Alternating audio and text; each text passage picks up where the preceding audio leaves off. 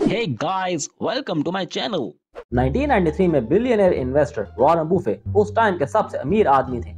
उनकी net worth 8.3 billion dollars थी और आज भी Warren Buffett top 10 richest billionaires की लिस्ट में आते हैं। बिकॉज फ्रेंड्स, टुडे उनकी नेटवर्थ 96 बिलियन डॉलर्स है।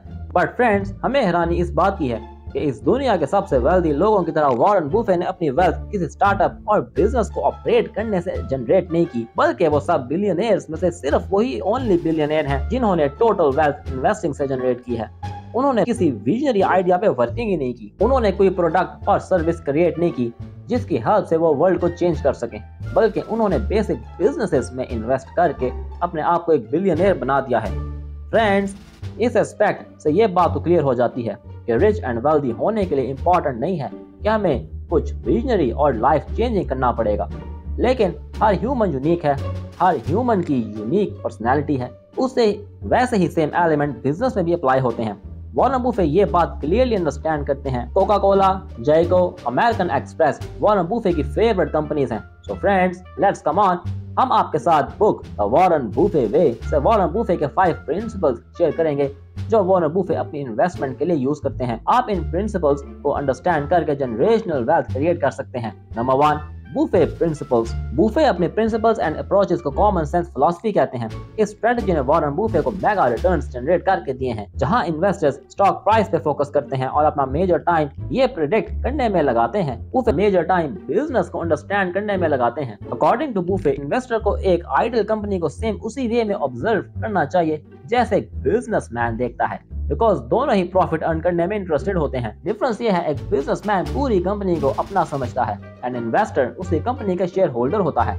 जैसे एक बिजनेसमैन कंपनी को operations and long term plan पे फोकस करता है जिससे उसे मैक्सिमम प्रॉफिट हो सके, एक इन्वेस्टर को उसके स्टॉक प्राइस के बजाय उस कंपनी के बिजनेस मॉडल पे फोकस करना चाहिए और उस बिजनेस की वैल्यू पर इन्वेस्ट करना चाहिए, ना कि उसके स्टॉक प्राइस पे। सो फ्रेंड्स, अगर आप वॉरेन बुफे जैसे इन्वेस्ट करके वेल्दी होना चाहते हैं तो स्टॉक मार्केट के बारे में सोचना छोड़ दें। What's going on in the market and how the economy is performing. हमेशा उस बिजनेस पे फोकस करें जिसे आप अच्छे से अंडरस्टैंड करते हैं। उन इंडस्ट्रीज पे फोकस करें जिनके बारे में आपको नॉलेज है, जिसकी वैल्यू अच्छी हो और जो फ्यूचर में आपको मेगा रिटर्न्स दे सके। ऑलवेज रिमेंबर, आप एक स्टॉक बाय नहीं कर रहे बल्कि आप एक बिजनेस बाय कर रहे हैं। Number 2, principles for identifying a good business purchase. Friends, ये बात तो समझ आ गई होगी कि हमने कंपनी के स्टॉक से ज्यादा उसके बिजनेस में इन्वेस्ट करना है, लेकिन एटलीस्ट कौन सा बिजनेस अच्छा है और कौन सा बुरा है, हमें ये कैसे पता चलेगा? तो बुफे के अकॉर्डिंग किसी भी बिजनेस को कम्प्लीटली परचेज करना या फिर उसके शेयर्स बाय करने में कोई डिफरेंस नहीं है, बिकॉज अगर बिजनेस इन फ्यूचर गुड और बैड परचेज करेगा उसका इफेक्ट उसके हर एक शेयर पे आएगा। इसलिए बिजनेस को बाय करने से पहले वो इन एस्पेक्ट्स को अंडरस्टैंड करते हैं। वो बिजनेस ऐसा होना चाहिए जिसे वो अच्छे से अंडरस्टैंड करते हैं। उस बिजनेस में लॉन्ग टर्म तक परफॉर्म करने का पोटेंशियल होना चाहिए। उस बिजनेस को मैनेज करने वाले लोग ऑनेस्ट, इफेक्टिव एंड एफिशिएंट होने चाहिए। वो बिजनेस चीपेस्ट प्राइस पे अवेलेबल होना चाहिए। आपको फ्रेंड्स इन 4 एलिमेंट्स को अंडरस्टैंड करना चाहिए। ए, बिजनेस टेनेट्स। बिजनेस सिंपल होना चाहिए जिसे इजीली अंडरस्टैंड किया जा सके और अपने पास में उसने अच्छा ऑपरेट किया हो और इसका फ्यूचर में ग्रो करने का पोटेंशियल हो। B, management tenets. जिस बिजनेस को मैनेज करने वाले लोग means board of directors highly qualified हो, वो शेयर होल्डर्स से ऑनेस्ट हो, वो बेसिक प्रिंसिपल्स को फॉलो करते हो, कंपनी के मॉडल्स एंड वैल्यूज को अंडरस्टैंड करते हो। सी, फाइनेंशियल टेनेंट्स। ऐसी कंपनी चूज करें जिसका प्रॉफिट मार्जिन बहुत ज्यादा हो, वो लॉस को अवॉइड करती हो, कंपनी की वैल्यू शेयर प्राइस के अकॉर्डिंग ऑलमोस्ट एक्यूरेट हो, उस कंपनी ने लास्ट फ्यू इयर्स में गुड फाइनेंशियल रिकॉर्ड रिलीज किया हो। D, market tenants. बिजनेस को अच्छे से इवैल्यूएट करने के बाद देखें कि आप उसकी एक्चुअल वैल्यू के अकॉर्डिंग डिस्काउंट में कितना चीपर बाय कर रहे हैं। एक बिजनेस बाय करना भी ऐसा ही है जैसे आप कोई भी प्रोडक्ट बाय कर रहे हैं, उसके बारे में गुड रिसर्च करके उसे चीपेस्ट रेट पे बाय करें सो दैट आपको मिनिमम प्राइस में मैक्सिमम वैल्यू मिले। Number 3, economic goodwill.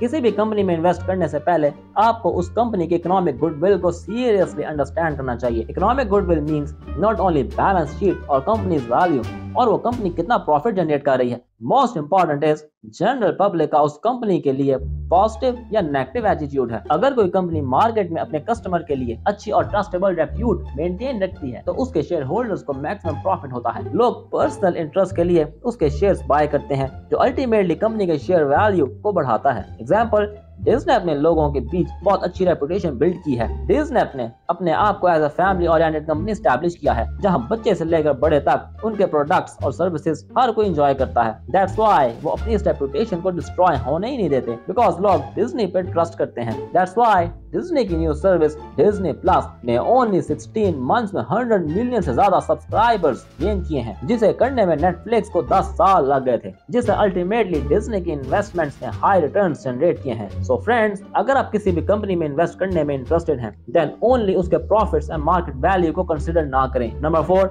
Maintaining a diverse portfolio. Friends, investing के बारे में आपने ये मिथ 100% सुनी होगी। Never put all your eggs in one basket means आप अपने टोटल वेल्थ एक जगह इन्वेस्ट ना करें, बल्कि अपने इन्वेस्टमेंट को आप डाइवर्सिफाई करें। मींस अपने पैसों को डिफरेंट एसेट्स में इन्वेस्ट करें, सो दैट उनमें से आपकी माइनर इन्वेस्टमेंट को लॉस भी हो जाए, तो आपकी टोटल वेल्थ को लॉस ना हो। वॉरेन बफे इस एडवाइस पे 100% एक्ट नहीं करते। वो कहते हैं अपने आप को लॉस से बचाने के लिए सिलेक्टेड प्रॉफिटेबल बिजनेसेस में इन्वेस्ट करें, जो सभी गुड रेप्यूटेड बिजनेसेस होने चाहिए और उनकी value and overall performance total market place में नोटवर्दी हो। वॉरेन बफे ने अपने पोर्टफोलियो में mainly finance and consumer manufacture industrial products include किए हैं। बफे ने पास्ट में कभी किसी टेक्नोलॉजी बेस्ड कंपनी में इन्वेस्ट नहीं किया। उन्होंने अपने आप को उन्हीं इंडस्ट्रीज तक लिमिटेड रखा है जिनके बिजनेस को वो अंडरस्टैंड करते हैं, वो कैसे वर्किंग करती हैं, बिजनेस से रिलेटेड उनकी कितनी नॉलेज है और वो बिजनेस ऑपरेशंस को कैसे अच्छे से अंडरस्टैंड करते हैं, सो दैट वो अपने इन्वेस्टमेंट डिसीजंस पे एक्यूरेटली एक्ट कर सकें और उस कंपनी पर ट्रस्ट कर सकें। दोस्तों,